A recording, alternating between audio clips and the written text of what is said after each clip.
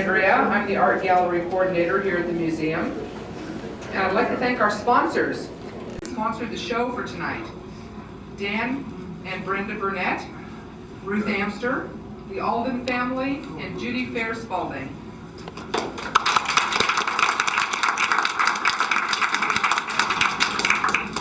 Since we have multiple artists tonight showing their creations, we're going to go around the room and have each person introduce themselves and give a little spiel on whatever they would like to talk about their quilts. Okay, first of all, we have Terry Millette, and then she gets to say something too. Okay, this quilt here is my favorite. I joined the Quilt Guild in the early 90s. I take many classes from either at the Guild or I travel for them. In fact, I just got back tonight from a seminar week with Louder. What's her name? Diane Gadinsky. I incorporate whatever technique will work to do the job that I want it to do. And this quilt represents a combination of hand applique, machine applique, piecing, curve piecing, square piecing, beading, tool overlay to do the shading on the hourglass to kind of give that transparency effect. There's lots of words that are quilted in this because at one of my classes at a seminar, the instructor it was a class on design said, if you want people to notice your quilt, make it big. If you can't make it big, make it red. If you can't do that, put words in it. So I did all three. There was a floral. I can't remember what that was. Oh well. Felton Newman. No, It was Felton. it was Gabriel Swing. Oh, okay. I heard it from Felton. Terry has multiple quilts around the room, as you see by the tags next to each quilt. So she's done a marvelous job of many different types of designs and different styles. Oh, that's good. Thank you. I grew up with her telling me what I should say.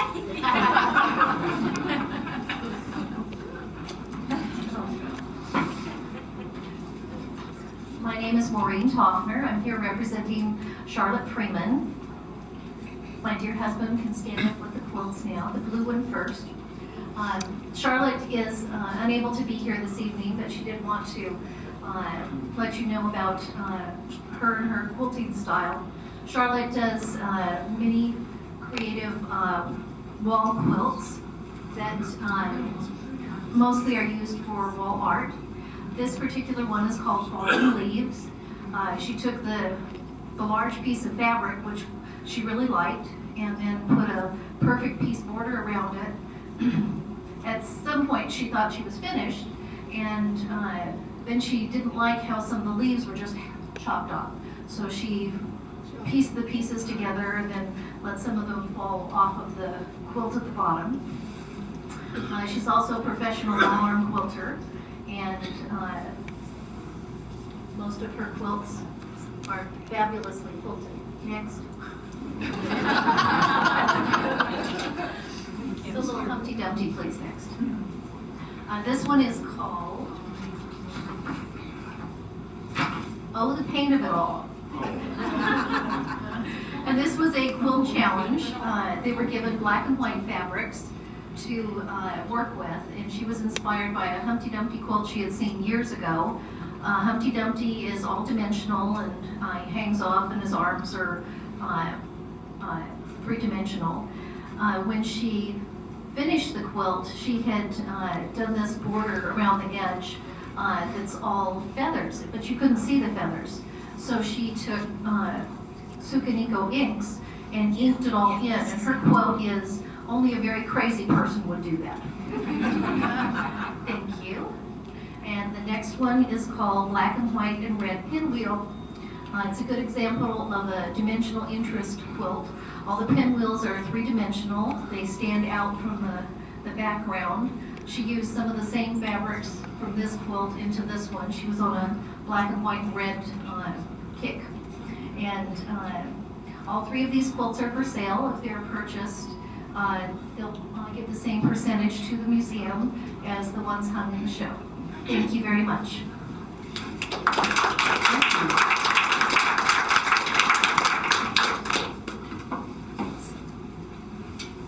Oh boy, Linda Anderson. Yay, look at all the quilts. I'll help you. Yeah, there we go, okay. My name is Linda Anderson, and I've been quilting for a while. And this quilt took a while to quilt. It has like, I don't know, 300 or 500 of these little things, little baskets. So I'm not really interested in making little baskets anymore. I cured myself. And this is all hand applique. The entire piece is hand quilted, which you don't always see hand quilting in a lot of quilts anymore, but I still like to do it. So here's my quilt, but I'm also an officer of the High Desert Quilt Guild, and almost everybody who has something in the show here has been an officer or a committee chair of the guild at some time. We have a very active guild. One of the things that we do is donate a couple hundred quilts a year to family services and the women's shelter here in town. And we also give both the women's shelter and Navy Relief as many quilted Christmas stockings as we can make in a year. Last year it was, I think, about 200 stockings were given away. And then there's stuff, the Girl Scouts and Boy Scouts, etc., fill them with presents for Marines at the Camp Pendleton Rehabilitation Center and also the children at the women's shelter here. And we're always looking for Christmas fabric.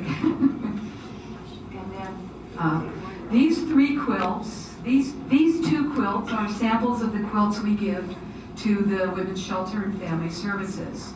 And this quilt, this one was made by Sylvia Hugo. Also the quilt in the back on the northeast corner. Both of those are Wounded Warrior quilts that are destined to go to the Marines that come in to the Rehabilitation Center. Each Marine that comes in, each kid that gets admitted to the women's shelter, when they get there, there's a quilt on their bed, and that is their quilt. And they get to take it home. It doesn't stay, it's their quilt, personally to them. And we're hoping that it makes their lives a little brighter. Thank you.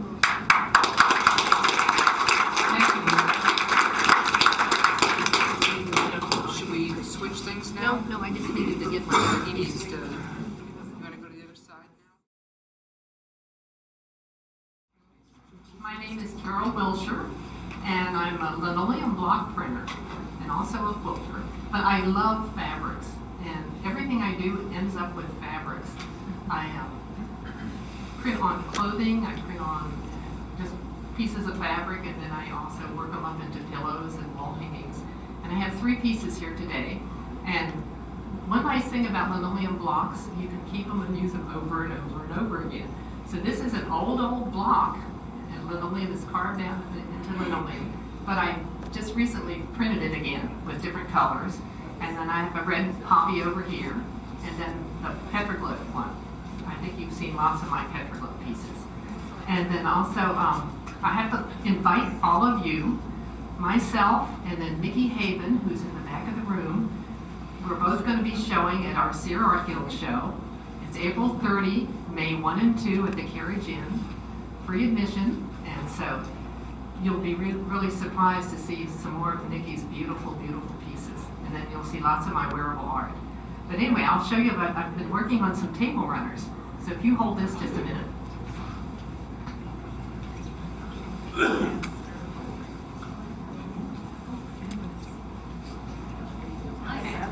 This is a table runner, and then I've made a sleeve in the back, and so you can use it for a wall hanging. But this is a combination of linoleum block prints, and most of it's batik fabric, and then I've done some quilting on that one, and I'll show you a couple other table runners.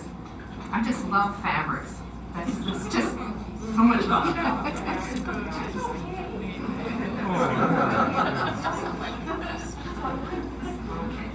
Sandy. Okay. I bought the center panel, and then I picked out some of the colors and made some strips. And then also I've just finished 8 pillows just singly at home using the birds. And so when I make things, I usually make 2 or 3 or 4 at the same time. So like the pepperclip one, I think I made 4 pepperclip hangings, and this one I think I have 3. And then I've got another one that's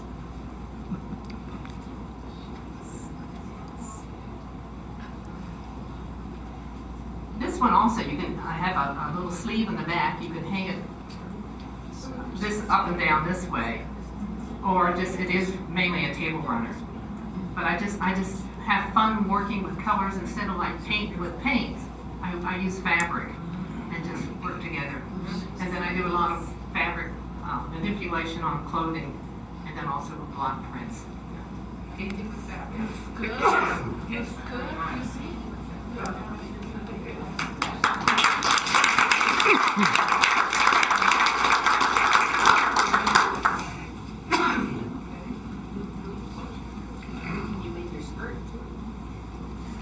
Hi, my name is Sandy Bosley, and you need to know about quilters. Not only do we love fabric, we have these collections, and we call it a stash. And we go in it and we seek and look for just the right fabric. And we'll cut little things out, and that's what I've done. I do landscape quilting, and there's several different pieces of, floral fabric that you pick up, but they're reversed and cut out. And this particular California poppy was just large scale, but I didn't want only large scale flowers in my piece. I wanted some little ones, so I trimmed them off. So we do little things to get them the way we want. I have a choya here, and this is from one of my photos, and it's a photo transfer onto fabric, and I've included that. And this technique is raw edge applique. In other words, there are pieces of fabric that are applied to one larger piece of cloth, where like we have, this is the piecing and the other techniques that people are doing. And I, like Terry, I do whatever it takes but to get what I want. And in terms of piecing, this is also my piece. And what you should notice about this is the very intricate binding that I have, that the design flows completely to the edges. And I've used some of the Sukaneko inks also to bring the coloration out into this teeny tiny binding. And this was made from a photo that I took of Hagen Canyon in Red Rock Canyon. I enjoy making my pieces from my photos. This one I just hold it together. I think I'm looking out my window at the mountains. And I've been quilting since 1984. I began doing traditional, and then I fell in love with landscape quilts, and I've just been interested in them primarily ever since. I brought two more little pieces for you to see, and this piece also, the design carries out into the binding, and it makes your eye move across the piece, and it's just a lot of fun what I do with just a few pieces of fabric. And here, this is our Owens Peak, and then the sunset. In teaching, one of my students came to class, and she was very upset. She didn't have a pre-printed fabric with the sky design in it. This fabric here is a pre-printed sky on the fabric that you buy off the shelf in a fabric store. So I told her what she needed to do. She took some blue and cut away. I put the oranges and the yellows, and then this is all thread worked on top to come up with the sky. So, and like Terry, I'm fresh out of my car.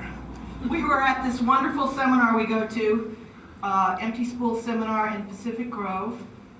And there's even more techniques you can do than what you're seeing here. It's dye painted with Procyon dyes, and I just completed this with Hollis Chatelain. She's from North Carolina. So we'll have you can see there's one piece here, and that's our top. We got our batting in there and our backing. So that's what makes it a quilt, is the 3 layers. And this hasn't got any stitches in it yet. So, Wow, very good. and thank you very much.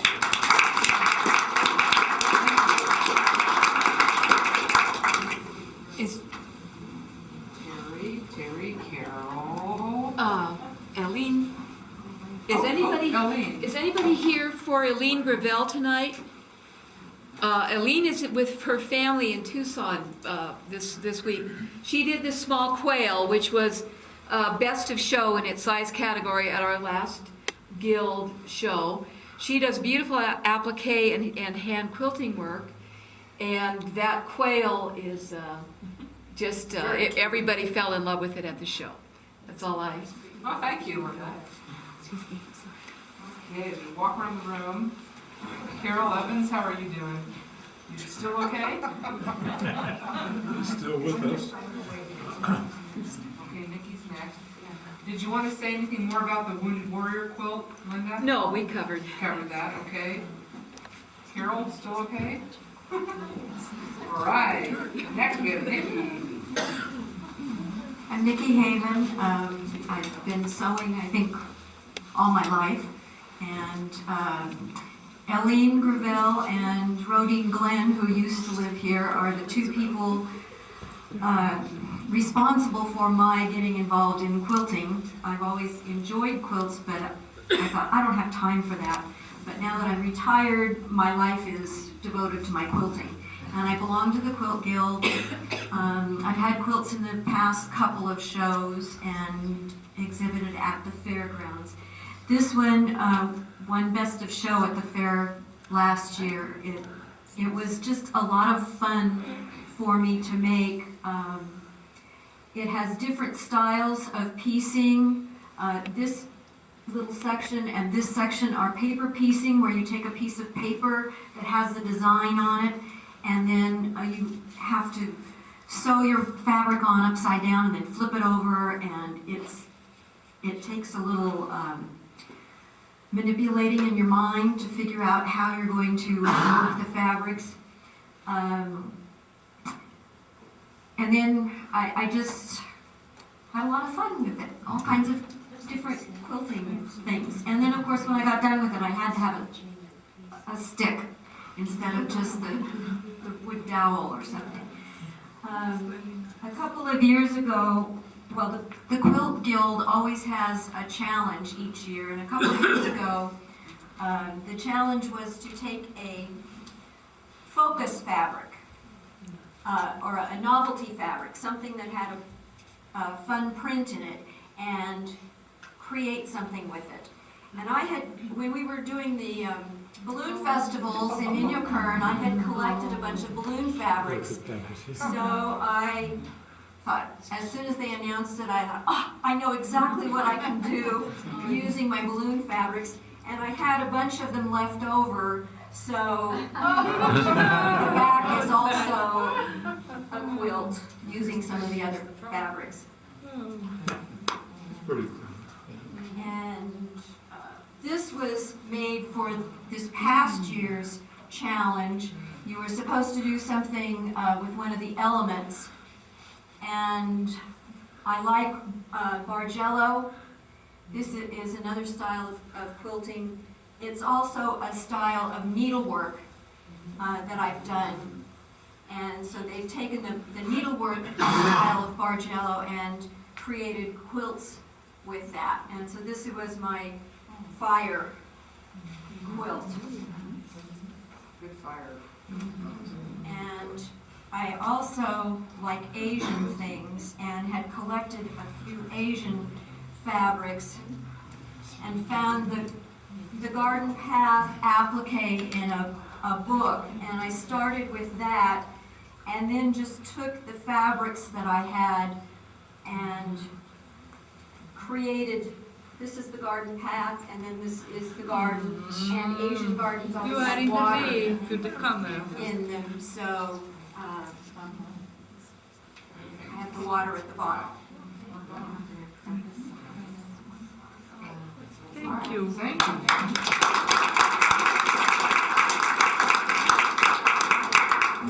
All right, where's Annette? Oh, right there. Somebody else, don't ask me why. All This is right, as close as I could get. all right. So I'm Annette Dumay. I designed this quilt for this show. I've been taking hundreds of pictures of Joshua tree flowers, and I really love how the buds look like they're made with velvet in the early spring. So this is in honor of Joshua tree flowers, starting with the bud, then the early bud flower. As it matures into the flower, then makes seed pods, and then when the seed pods dry, they're lovely striped rattles. Oh, so those are actual photographs So those are actual photographs of Joshua tree transferred on elements fabric. transferred onto fabric with archival ink, and that was fun there. I guess it was just so much fun for me to enjoy the Mojave wildflowers. We don't see them very often, but they're luscious. Yeah, they It's are like luscious. magic when they come in the Yeah. spring. Yeah, So very good. That's excellent. we were encouraged to bring with us 3 quilts to share, and I don't have quilts. They're given away primarily. I made this one special for the show. So it was suggested that I talk a little bit about putting photographs on Okay. fabric to make quilts, which is kind of boring and you can't see much of it. So I brought some pictures that you can look at. They're pretty small. And I had thought if I was kind of early in the crowd, I could pass the book around. You're welcome to come and look at the pictures up close if you want. I love skies. This is a queen-size sky quilt that I made in honor of my son and his wife, who met when they were being river guides and sleeping under the stars. And I wanted to make a night sky for them. And at the time, those kind of fabrics just weren't available. But I traveled a lot for work and occasionally for pleasure, and I went into quilt shops all over the country. And I kept seeing this fabric that I could use to make a day sky. So I gave in and decided that's what I'd do. And then one day I walked into the local quilt store, and there was this cloth that looked to me like a nebula. And I got all excited. And as Sandy Bosley said, you don't have to buy fabric that's pre-printed to look like something. You can mix it together. So these are almost all sky. And I'm not going to go through every page here, but if you want to look, you're welcome to look at this book. So here's another quilt I did in a different style. This is an applique with a lot of detail, a mermaid and sea creatures and plants. Okay, that'll be great to look at. And I put in, since I had the photography, a common thing that's done is that people make a quilt like in memory of their family, and they have family pictures. Well, I haven't done that really in particular, but I've made a lot of quilts for grandnieces and nephews, not having any grandchildren to spend that energy on. So one of my nieces had twins, and I had seen this fabric that's covered with boys and girls. So I thought, oh, perfect for a boy and a girl. And I designed this pinwheel design because I love pinwheels, but none of the traditional patterns had enough spin for me. So I included that as an example. And I included a simple one. This is just a bunch of squares. And the message here is that you can take a very simple design, but with vibrant colors and quilting that fits the theme, now it becomes engaging. Okay. So I typed up a little description about kind of summarizing printing onto cloth. And you know, what you need. You need a computer, you need digital photos that you have the rights to print, you need a computer, you need a printer, you need a photo editor. Then next thing, lots of patience. So you get your photo edited just the way you want, and you think it looks great on the screen, and then you start doing test print after test print after test print after test print. And you get it just right, and by golly, you better have enough of that particular kind of cloth left, because another manufacturer, even the same manufacturer, different year, colors are a little bit different looking on it. So that's the game. And I think the bottom line here is who are the experts at this kind of thing? Not me, really. But Laura Schwartz-Smith, who is, I think at this point, an internationally known textile artist, she is an expert. And her husband has been a professional photographer and user of photo editing software, and they have a recently published book. It came out in 2010. And she came here and gave a talk at our Quilt Guild a few years ago, and she was fantastic. When I wanted to do a lot of printing, I sent her an email and said, a couple of years ago I took a class from you, and she gave me excellent advice and told me where to get printable cloth in bulk with a nice color to it. So if people want this, I can leave this at the museum. All right. Thank you very much.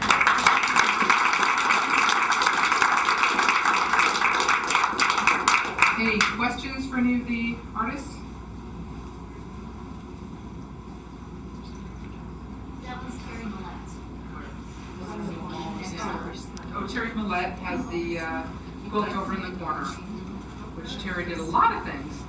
Yeah, that's got yarn on it for embellishment, and it was a class with Jen Krantz, who's another one of the world, well, at least national quilters. It was just a chance to get together with the girls and have some fun. The colors were fun. Yeah, really hot. There's the center flower thing is called Carolina Lily, so I call the quilt Lily Hot because it's kind of like her and Jen's idea of the quilt having this like summer salts in it.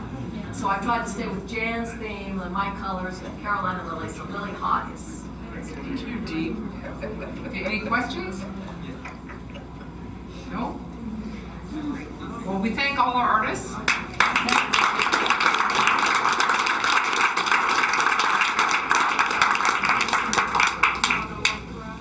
Excellent work, it's beautiful, and if you don't see a quilt you like, then I think there's something wrong with all this variety.